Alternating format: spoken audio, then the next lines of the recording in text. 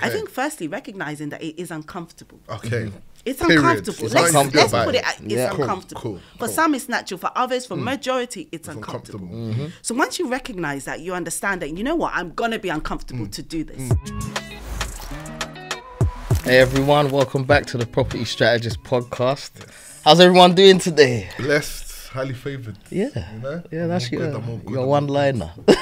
You're always blessed, though, isn't it? You always feel blessed. I am. I can't complain. Bro. Did you What about have yourself? Yeah, no, I feel good. I had a very busy morning. Like, you know when you just feel rushed, rushed, That's how I feel. rushed, and it all started because I didn't wake up early. That's okay. that's what I think. Like, if I wake up early, then before the rush happens, I'm ready for it. But Yeah. I feel like I was catching up. For me, it was more, bit. I woke up early, but there's a lot of fires to fight. So I'm there, when I'm dealing That's after I finish- firefighting. Yeah, after I finish dealing with this one, there's another phone call, there's another this. And Yeah. So, so I've been doing that too. And then I got to the location and the car park is full. Then that just, so, but yeah, but we move, man. You know what though? I have this saying that I basically thought of by myself. All right, is that BS starts before 8 a.m. I don't know why. Whether it's tenants, builders, anybody that needs to contact you, they respect After 8 a.m. 8 a.m. It's always after 8. Okay. Always after 8. So What if have you you ever want to been- get stuff yeah. done, get it done before 8 a.m. Okay. Yeah, okay. that's my own theory. That's the first gem of the day. I love that. That's the first gem of the day. But yeah, we've got a special guest in the building. Yes, we do. Grace. Yes. Hello. Hey. I've got you on the pod. Yeah, introduce yourself quickly. Just a quick summary. Don't give them too much. Yeah, Yeah. just a bit, Okay, just a tiny okay. one. Quick summary. Who you are. and Yeah. what you do. Okay, awesome. So yeah, my name's Grace Ola. I'm a mum, I'm a wife, and I'm a property investor. Hey, Yes. wow. I'm a mum, a wife, and a property investor. I like that. It just goes together. Yeah, we're definitely going to delve into that because I'm sure each one individually comes with its own. Oh, do you know what I'm saying? yeah. It's not easy. It's Do you know not what I'm saying? So easy. obviously you're doing all of it together. So yeah, so we're going to get into that anyway. But Yeah. I think let's start from the get-go. Let's start from the beginning. Before property, before all of that stuff, what was your background? I guess I'll take it back to maybe, uni, your early careers, and Yeah. what was you doing? And Yeah. Okay, Yeah. awesome. So look at you. You can look at me. Okay. All right. So I started, I was never anyone that was academic. Okay. So I went into school thinking that school was to socialize. Right. So I'm one of those people that you need to tell you're doing this because of this to achieve this. Okay. If you don't tell me, I'm just going to go with the flow. Got you. Right. So I never understood that I was there to achieve or to learn. I didn't understand that concept. So I went into school and I was one of those people persons. I would socialize, I would be a mediator. If friends were breaking up, it would be me they would come Okay. to. I would mentor, I would coach, right? So because of that, because there wasn't any emphasis on the academics, what happened? I failed. Aha. Yeah. Okay. So I failed GCSEs, got Fs, got everything failure, right?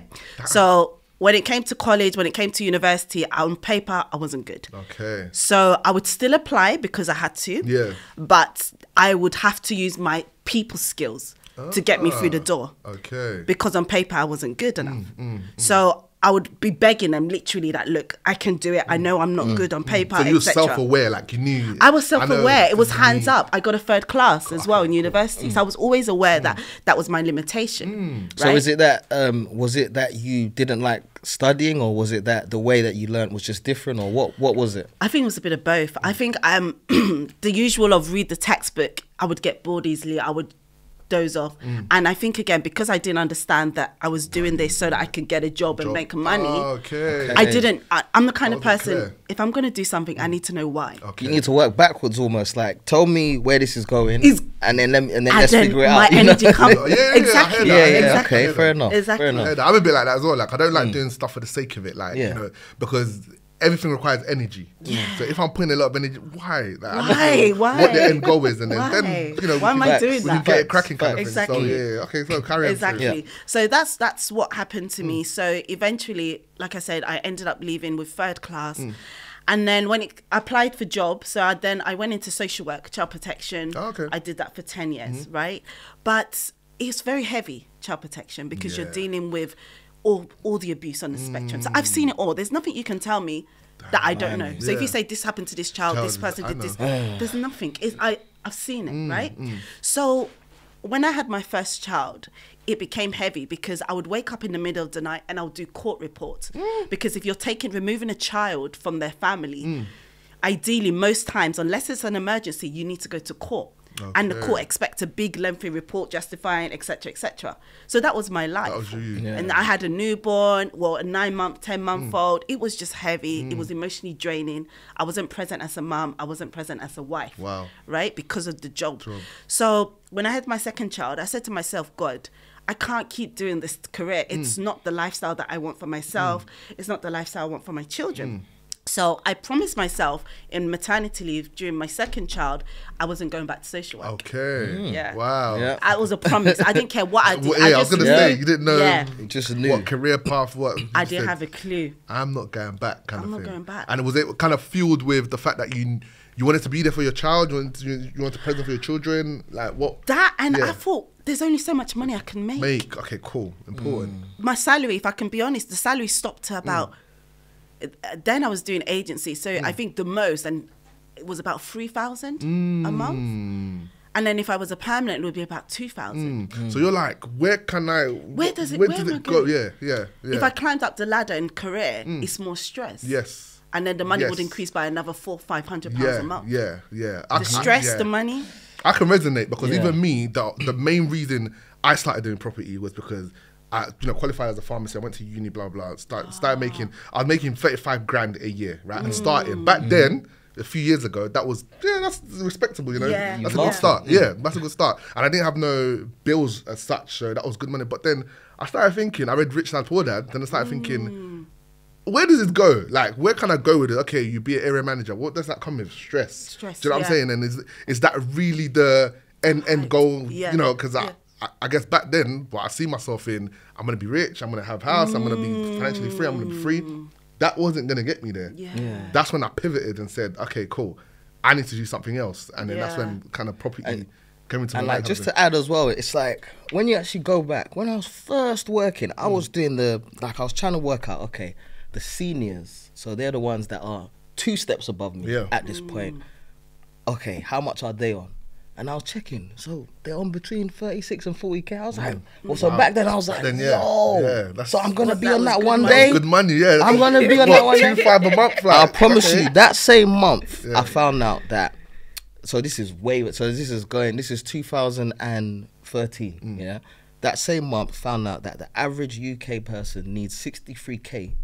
Needs to be on 63k to even own a house. That's back then. This was back then. And I remember reading that thinking, this isn't gonna make sense then. Do you know what I'm saying? You kind of work backwards, and then there's just a light bulb moment where you're just like, this isn't it. Yeah. This isn't it. There has to be a different way. Different route kind of thing. So that's how it started for me as well. But I guess back to you. So you're saying you made a decision, said, I'm not going back. I don't have a clue what I'm going to do, but I know I'm not going back.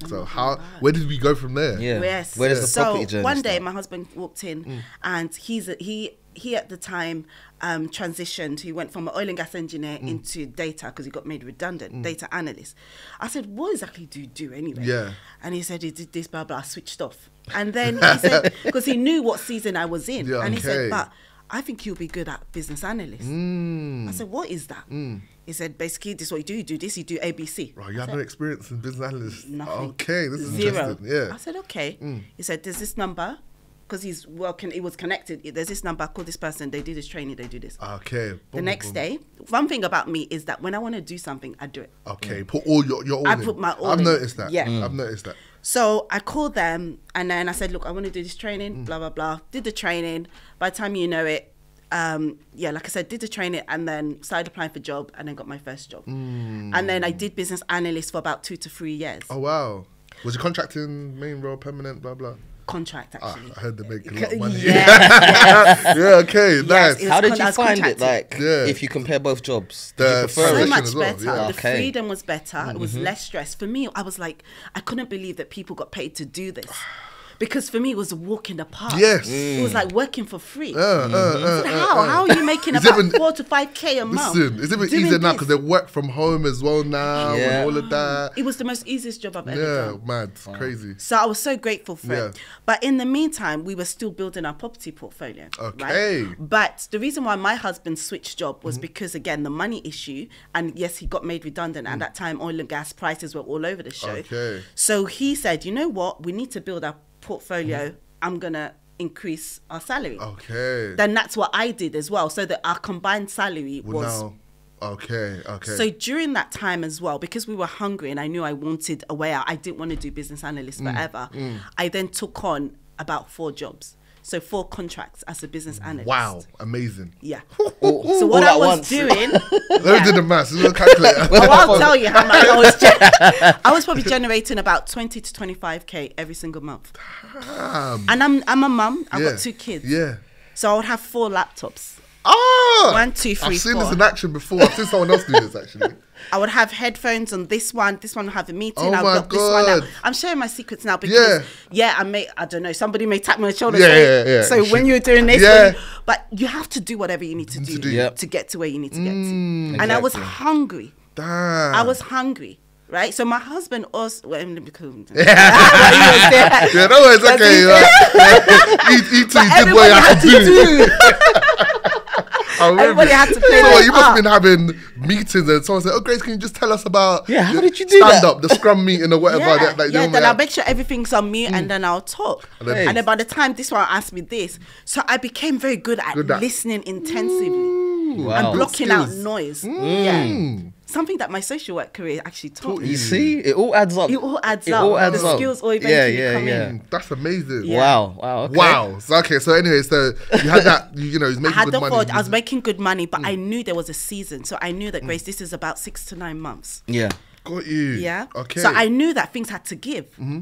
So things like cooking, I am the woman of the house. So of course I had to delegate that. I had to outsource that. We needed to buy food to come in. Got So you. hubby wasn't expecting food. Food on the- Right? okay. My children, I made sure I was still present, but it was challenging. It was challenging, I can't lie, because I would be on the laptop.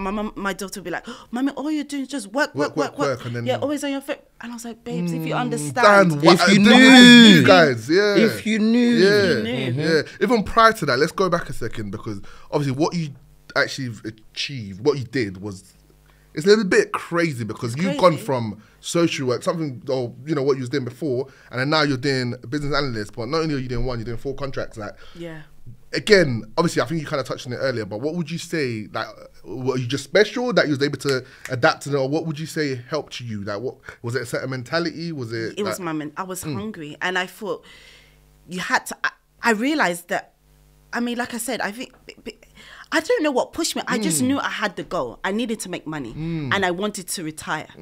So I knew that if I did 6 to 9 months, also as well, it was a way to say to my husband, because he was like, it's not time yet. We still got to do this. We still got to build. We still got to build. Yeah. So for me, I me wanted show. to leave my career earlier, but he said no. So I said, all right, then I'm going to prove prove to to you, you. it's money you want, Okay. money we're going to make. Yep. That's it. right? There you Yeah. So go. I was like, okay, you can't tell me anything. I'm going to do 4. I'm going to bring my share yeah. and more. Right. And I'm going to say, There you go. I've done I'm my done. bit. Yeah. So now when let's I want build. out, you can't say. You can't say anything. can't say You anything. can't say I'm nothing. giving you the money. Nah. I've Yeah. done my bit. I've built us. So if you want to, we're going to buy the next 5, but 4, I've contributed. You can't say, oh, it's not time. So that was another thing. So I did that. So when it was time for me to have that conversation with him, that listen, times that I'm ready, I'm burnt out, I've done my part. He saw the account. What can he say? Can't argue. He can't argue. Look at the account. Look at the Can't numbers. argue. Look at the numbers. Exactly. Look at the exactly. numbers. So I was able to retire. Well, I say retire, but I was able to say, you know what? I just want to focus on Focus- property now, and I want to yeah. be a present for my children. Cool. So that's what I was able to do. You know what I like about this whole story is that once again you worked backwards. You saw that okay, if I've got 6 to 9 months, I'm gonna do it this way. Yeah. And you're doing it. It's like you had that in mind from the very start. Yeah. And you also had in mind that once this is done, I'm gonna have my full time for my kids or Yeah. for my husband or for A my bit family. more, You know a what I bit mean? flexible with your Yeah. time, So, kind of thing. exactly. Like, that is amazing. So I guess obviously, you know, you've done that now. You've realised that yes, I'm ready to go. Hubby, here you go. What was your introduction to property, and what strategy did you guys start with? Was you just buying standard buy to lets, or Yeah. what was your plan going forward after that? So with property, it started off when my husband was at a job. He was sitting next to someone that said, look, I've got 10 properties. At that time, we had just bought the one that we were living in. Okay. So it was an eye-opener, like, how can somebody have 10 properties? Yeah. So he showed my husband, this spreadsheet that we have today. Look, these are my houses. This is how much I generate. This is what I did, etc., etc. That was it. For my husband, it clicked. And then he was like, yeah, we're going to do this. So we started networking. We started associating ourselves with people that were doing something similar. Okay. And through that, we were able to identify, okay, start with this strategy. So we started off with the standard buy to let. Okay. We got a few, we got about 3, we got about 4, we got about 5, we got about 6. In London? All in England. England. Yeah. Oh, okay. So we don't also invest in different areas. We can have in Leeds, we can have in Sheffield, we can have in Blackpool, we can have in Northampton. Wherever. It's like in a mini, mani, mo. Okay, so there's no... What draws you to these areas, though? Is it literally in the mini, mani, mo? Or is it like in the mini, mani, mo with a bit of logic whereby, okay, there's a train station, or how do you... In the mini, mani, mo, in terms of, you guys said to me, Grace, this is where we're investing, this is this. No problem. We go back and we'll be like, look, these guys are investing here. There must be something. Do a little bit of research. I will take that on. My husband will take that on. And then we'll just say, you know what? Why not? It's almost like spreading the risk almost. Like, Yes. As well, yeah. Literally, But I guess it even goes back to the quality of your network, because if you're telling me you're asking people, where do you invest? Clearly the people you're asking. the people that we know, they have like 300 properties. Okay. Right? Let's start And there. they are so humble. Sometimes Yeah. I'm like, Grace, come back. I understand my assignment. My assignment is to be a bit more out there so that I can encourage people, because I believe we are in a season where people need to break free and be financially free. We have to. There's too much to do in God's kingdom to be relaxing and sitting down. For real. We have to. We have to. So I understand my assignment. But yeah, our network are people that have 300 properties. Our network are people that have, have built about 10 different blocks of flats in different locations.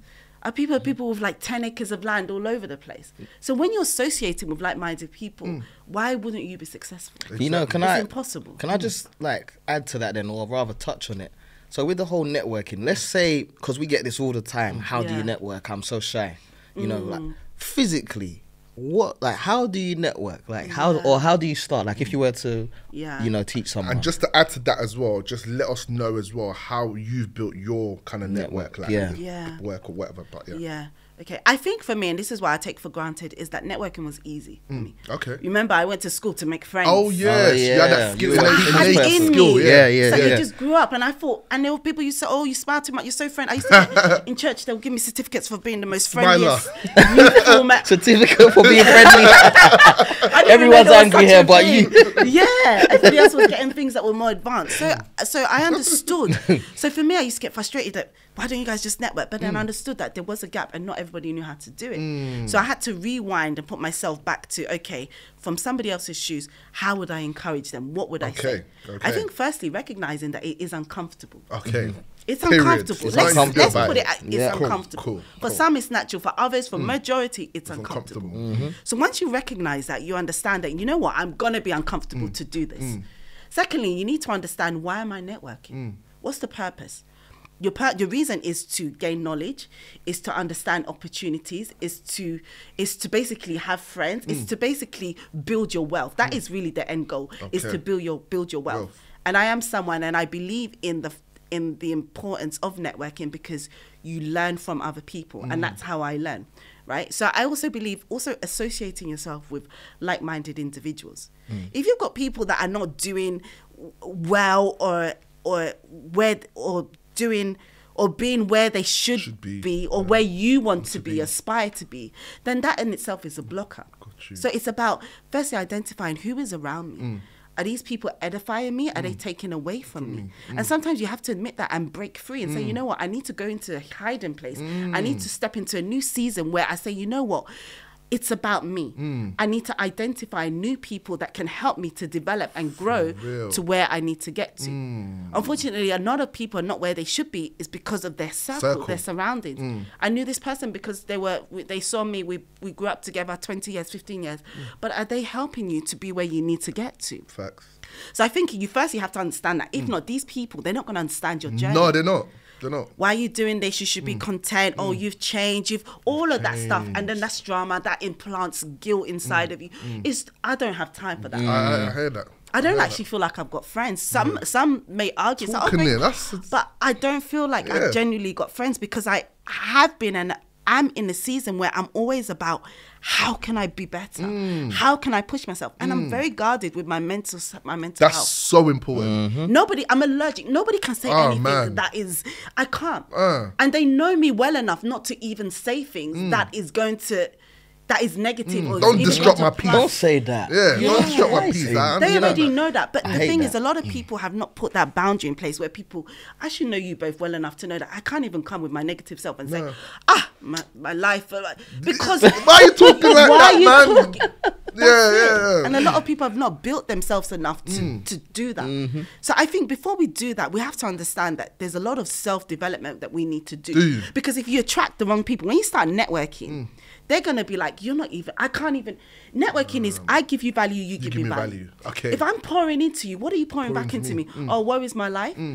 Then they're going to say therapy. Negative energy, yes. I'm not the one for you. Yeah, because I'm about, let's build together.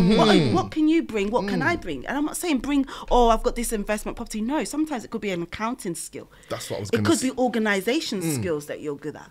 So how can we marry the two? And I'm the property investor. Yeah. But you have to come to a level mentally where you are ready enough to do business and to actually network and embrace the opportunities that will come your way. So that is the first step, right? Once you've identified that, the rest is easy. You then look at different networking events, you connect with those people, and naturally those people will come to you as well, right? Because they can see something in you. You're different. You're talking differently. You're presenting differently. You're showing up. You're consistent, right? So when you start doing that, opportunities start coming your way because people like it.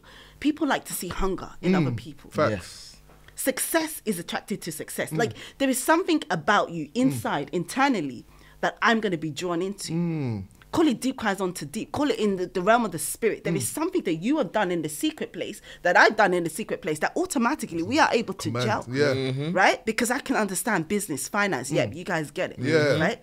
So once you're able to do that, again, like I said, those people start connecting with you. By the time you know it, they're saying, you know what, I'm doing this, I'm doing that. I'm actually looking for someone to joint partner with. Because property, as you know, is a people's game. It is. And when you identify these people, and when you see, let's use Sammy, for example, right? You know Sammy, I know Sammy. Yes. Sammy smells hunger in people, and he wants to bring that out of you, yes. right? So he is able to say, you know what, there's this opportunity, there's that, this is what I do, this is what I do, right? Automatically, what you're doing then is saying, okay, you know what, this is a good opportunity. I've started this strategy. Why don't I do the strategy? Basically, what I'm trying to say is that never go in with preconceived ideas of what this relationship is going to be like. Okay. You need to be open-minded because different opportunities are going to come your way. Absolutely. This is why we have all sorts of strategies because we're not just stick by to let. Because Kenny and Goke has come and said, do this. There's this piece of land here. Go and search this out. Yeah. We're going to do it because we've seen you said it's worked for you. So this is what networking does. And then by the time you know it, you've got wealth, money coming in. This one may generate £500. This one may generate £2,000. This one's generate 10k. All different opportunities that's helping you to build yourself and build your wealth. And also you have to, like I said, add value, but you also have to ensure that you work collaboratively together. And when I say like work collaboratively, I mean that don't feel like you can do it on your own. Because sometimes we get into these networking spaces and then we also suss out, oh, this person will help me, but it might not even be that person that would be able to help you in your journey. So it's also about being open-minded and saying, you know what, I can't do it by myself. You may need that deal sourcer. You may need that accountant to help manage your books. You may need that person that only has 2 buy-to-lets because that particular location is good and they've done inside and out research. You may need that person that's only just looking at land, but actually that one that they look at could be a great opportunity for you. That's so important. Wow, you've touched on so many things, like so many gems from, I can't even go, like from everything. And it's even something that me and him say, iron sharpens iron. It's in the Bible, like literally. And the reason why we say it is because we get questions like, oh, how do you know the right business partner to choose? How do you know? And you basically answered it. And it's just like, I've never once felt with Akin or with okay, that, oh my days, I'm dragging these guys. Like, it's always been I trust them, and it's iron sharpens iron. Like, it's always an equal playing field. You feel like I'm adding value, he's adding value, they're adding value, everyone's adding value. But it's like, you know, when you start to ask yourself, I'm dragging this guy or I'm dragging her, you already know. You already know that this person might not be the best person to be in. You know what I mean? So, and I think you touched on something as well, which I think is very important, is the ability to go into something. Don't have a fix. Oh, this is what I want from this guy. If I don't get it, he's not the guy for me. Go in with an open mind. At the end of the day, the goal is wealth, right? That can come different ways. So you might go into that conversation, okay, I want to get my first buy-to-let. Okay, oh, this guy does buy-to-let. Let me just ask him all about let's not be so rigid kind of thing. Like, let's just see where it takes us. Like, I say it on the spot quite a lot. My business partner, that when I moved to Birmingham, the guy that I met him at a networking event. Imagine. The first networking, I wasn't even going to go. Yeah. Like, I met her at a networking event and we've done so many deals since then. Yeah. If I didn't go, the path would have been different. Yeah. So my thing is just, again, put yourself out there. Yeah. If you're not in the room, you're not gonna, you know what I'm saying? You have to, first of all, put yourself in the room and then just go in there with an open mind. Like, don't be so rigid. Yeah. Last one as well is that you said you need to accept that it's not going to be comfortable. Because I'm a shy guy. People don't believe it. God guys know me for the longest. God guys know me for the longest. I know people that will say, "Nah, you don't seem that way," but I can switch it off. I can literally just turn it off. But me, I'm shy. But I can turn it off, and there are times when you're gonna have to. Like, you need to go and network with people. I'm even gonna add to that, because one thing that's helped me, if we're talking networking, one thing that's helped me is, sometimes I just put on a character. I'm in a room, I'm like, okay, this is really scary. Cool. Oh, hi guys. In my head, but I'm someone, do you know what I'm saying? I'm someone else. Like, I'm gonna make sure I look confident. Even though inside I'm like, this is so uncomfortable. But you're gonna feel like, oh wow, this guy is very friendly, this guy is confident. And then that leads you to places. Because again, like you said, that's quite attractive. Success is attractive. Like, so I think it's just, people need to just get that mentality of, woe is me, or you know, blah blah blah, and just put yourself in the room. It's going to be uncomfortable. That's it. All right, quickly, let's go into some other questions quickly. So we want to know how you started Gisland Homes. So talk to us about that, and then we'll just go from there. Really, like, what motivated you to even start? That's so interesting. So I was at a season where I just wanted to post some of our properties on social media. So I was doing that. This is what we have, and then I thought, I need to name it something, right? But in the meantime as well, we were also looking at just sort of formalizing our business a bit more, you know, limited company, whatever. And then my husband just said, oh, Gisland Homes. And I said, no, he said Gisland Properties or something like Gisland.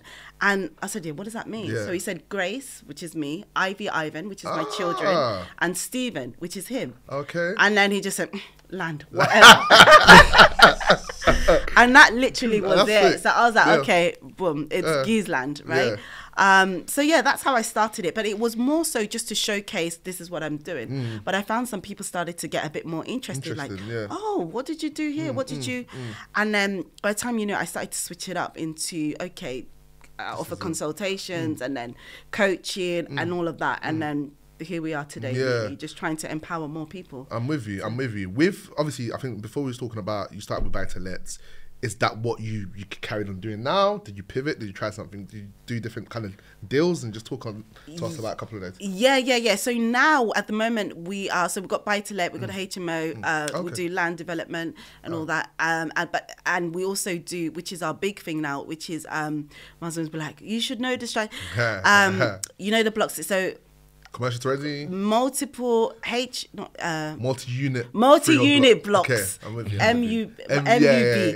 Multi-unit blocks. And we realised, because actually what the same price you'd buy for buy-to-let, you can buy for MUB. And add value, especially in places up north. Right? So at the moment, we've got quite a few on the go where we're buying about 6 flats. We're buying another one with 4 or 5 flats. And all of these are going to generate us much more in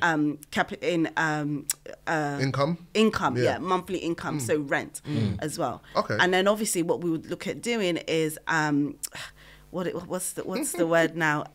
But basically, title split. Okay, and all cool, of that cool, stuff, cool. Right. So you're injecting the value we're into it. injecting the value into with it. you. I'm with you. So that's our thing now, and Oh, that's that's what we good. want to just keep doing because we Mm-hmm. realize that actually we can grow our portfolio much quicker, faster. Absolutely. Are you keeping the deed? You're keeping it, I'm assuming, for the income rather than selling. You're not splitting. We've them and never selling. sold anything. Never sold anything. We will Wow. always keep. Talking that. Why have you? Why decided- ownership?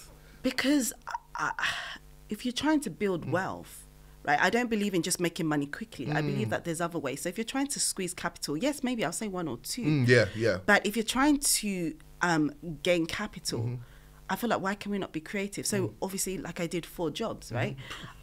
You're selling an asset, and I don't believe in selling assets because I feel like the whole point of gaining an asset is to fund your lifestyle. Absolutely. And to pass it on to your children. Absolutely. But I feel like some people get addicted to selling their properties, whether it be Big a lump flip, sum, whether it big lump sum, yeah, big and then lump I'm sum. just thinking, what exactly are you doing with that money eventually? What is the aim? What is the aim? Yeah. You're selling, you're using that money to buy another property, and then where does it end? Where can we actually see the legacy? Where with can we you. see What- what what's you've there to built? show for it What is after? there to show for it? I'm with you. Some will argue that. Yeah, right? some will argue that. I Fact. say, oh, ha, ha, ha. Yeah. But Grace said, ha. But I do believe in generational wealth, and I think within the black community, this is Yeah. where we get stuck because we want everything quick now. Yeah, let's make this So money true. back. Money. So true. What are we leaving behind? This is the problem. Whereas if we look at our other community, the Jewish and Yeah. the Caucasians Asians, and whatever, yeah. the Asians, they understand the importance. They're buying shops. Facts. Right, they're doing the commercial to residential. They're doing all sorts of stuff, and they're keeping it. And this is why you see their children; they don't have to struggle. They got the best stuff in Yeah. life because it was all handed down to us. I mean, I don't know about you, but I didn't have much handed down to me. Yeah, I didn't. I didn't. I didn't. Yep. So where I does it didn't. stop? When Yeah. are we going? Who's going to be the next one to hand down? Yeah. If we keep, That's so important. No. The reason I'm saying that is that it's that mentality is so important, and some people don't have that because some people have the mentality of, I don't know who my grandson's gonna be. I might not even like him, or my great grand. heard You know that. what I'm saying? Yeah. And they kind of say, oh, well, heard I'm that. here to live now. What I'm gonna about make me all the- now? all the money. But like I said, for me personally, I have the mentality whereby it's generational wealth, like income, is so important to me. So how are we gonna do that if we keep selling? You need to keep and have something to show, something to pass down to your future children, and that's what it's all about for generational wealth for me, man. So that's very important. So All right. how, just before you ask your question, I think it's important to understand as well, was there any obstacles that you faced while doing what you're doing? Because obviously, you was able to kind of build your portfolio quite rapidly based on, high income and stuff like that. Yeah. Was it straightforward? Builders, tenants, just all of that stuff? Like how have you... Also, as well, even yeah. as a female, I was can gonna you add that element as well? Yeah, I was going to touch on that actually. Yeah. So the way my husband and I partner is we swap roles a bit. He's more of the management side of things. So yes, we delegate. So we have property managers that will manage our portfolio, and then we've never given it to estate agents, and he would also manage some as well. So he's more of the management. But we both get hands-on in terms of searching and finding, me more so recently, right? Finding the deals. But what I've struggled with, especially with networking, is that depending on how I present, firstly, I think people are surprised that, okay, she is a property investor. So I think sometimes when I introduce myself, people automatically think, oh, I'm a deal sourcer. Yeah. But when I say that, oh, I've got X amount X of amount. properties, it's like, how? conversation's Like, different. They're looking yeah, at the you. conversation is Yeah, different. They're yeah. trying to figure out, okay, when did you When did you start? start? You're a Yeah, woman, yeah, you're yeah, black, right, you yeah. all this kind of Yeah. stuff, right? So, and I also feel the challenge is it being a male-dominated Yep. industry. Sometimes the businesses that I want to do, the joint ventures, I have to prove myself, go the extra mile. Wow. And this is where my soft skills come in and the networking. So I'll take them out for dinner, and Alright. I won't talk business too soon. It would be more, Okay. how's the wife, how are the kids, oh, happy birthday. All these little reminders that I've got to do to build that rapport. Got you. Once I've taken a liking to, once they've taken a liking Liking to into you. me, then I can land and say, okay, you know what? Let's talk a bit more about. You see, I've got this deal, or I see that you're working on this, etc. Right? So there's a lot more groundwork for me. I would also say the challenge is actually understand, basically, being me, right? And having to actually own who I am. because you go through a season where people have seen you at a particular stage in your life, and then all of a sudden you're showing up a bit more, and you're talking this way, and you're associating with this way. So I think what I've struggled with is actually being confident with who I am, and not allowing the views of other people to basically tamper with that, inject that, or actually me feeling fearful of, if I do this or if I say this, what would other people think? So I think for me that's a big thing. Obviously coming from social work to this and to that, and then now, hey, I'm into property, I do this full time, and then coaching. I think that was a bit of a challenge because as women as well, generally we not all, but some of us, it takes a lot more to really come out and to own our stuff, especially in the world of property. Absolutely. So I would say those really were the challenges. Everything else, if I have to say, I don't use the word challenge, because if I say it's a challenge, it will be a challenge. Mentally. So I'm very mindful, like, here we go, another little curve hill that I need to come across. Just a hill. And just a hill, because it is just a hill. I make it just a hill. Somebody else wants to make it a challenge, a mountain, but for me, it's just a hill. So it's the way I see it, it's the way I approach it, and by the time you know it, the hill becomes a sand. Fact. So it's... The more you focus on the challenge, the bigger the challenge is. So I can't say what is a challenge, because I've not seen them as a challenge. Even though in the real life, people would see it as a challenge, but I've not seen it as a challenge. In that sense. Because property is never straightforward. I don't think I've ever done a straightforward property deal, me personally. It's like one deal is different from that. There's something. Doesn't matter. Of course, you get the builders. I remember a builder that ripped me off, because obviously I was the front line managing it, and something that should have, the latex or whatever they call this thing, he had charged me about 15k, something that should have been and it was this patch here. Just this patch here, something that someone else said that should have just been no more than £500. So 15k. But this is when I started, so you can see the naivety and all of that. That is obviously a huge chunk. I just paid it. You never make that mistake again. I'm assuming. To find that You've learned now. I've learned. Nobody's ever telling you. Those are the kind of small hills that we had. More hills. No, fair enough. No, that's good, man. You know what? Like, I would ask, what advice would you have? But the whole podcast has been like advice, motivational speaking. It's like a sermon. There was a bit, I was gonna do that at one point, but let me keep it calm. No, keep it calm. No, but for real. And so I was gonna talk about the real deal quickly, because that's coming up. And if you want to hear more from Grace, she's gonna be there. Yep. So yeah, like the real deal. The real deal, I'll just give you a brief, and then maybe you want to share a couple things on it. The real deal is basically an event where you get an opportunity to network with these people that Grace has spoken about, with the 300 properties, stuff like that. So you get to also do this. You get to meet these people, and what else is there? And it's like a chance for you to showcase some of your deals as well. If you have amazing deals, you can also reach out to us, showcase them. You're also going to see some amazing deals as well, some like you've never seen before. So if you want to get involved, follow our socials. We're going to give an actual date. It's going to be sometime in June, I believe. So make sure that you keep your ears to the ground. And and just to add to that as well, you do a lot of coaching as well. I don't know if you want to talk about why are you doing coaching, and also where they can find you. Oh, great. Yeah, thank you. So I do a lot of coaching because I realized that a lot of people are stuck in their property journey. Some, they want to start, they don't know how to start. A lot of it is the mindset stuff. A lot of it is, where do I even find these properties? And then I realized even those with 2 or 3, they're like, they think that's okay, but actually we need to be building more. I don't think we should ever stop buying properties where possible. I don't think we should ever, right? So I do that just to basically encourage more investors to build generational wealth, and also to fund their lifestyle. I believe that people should only work 9 to 5 if they want to, not because they have to. So if you have a 9 to 5, great, and you love it, fine. But you should also be in a position where you decide whether or not you want to do it. So by building this, by me coaching, I want to make sure that you have money coming in that could actually replace your 9 to 5 if you wish to do so. So you can find me on Instagram, which is Giesland_homes. You can find me on LinkedIn, which is Grace Ola. Those 2 are the best places. I've also got an emailing list where I send out, my team and we send out weekly emails just to update on the market. I give a bit of my energy on there. So if you want to be on that mailing list, just drop me a message on LinkedIn or Instagram, and we'll make sure that we add you onto that. Perfect. Thank you so much for coming on, Grace. Thank you so much. And it's been a lovely, lovely, lovely episode. Very impactful. But till next time. Peace. Stay blessed. it.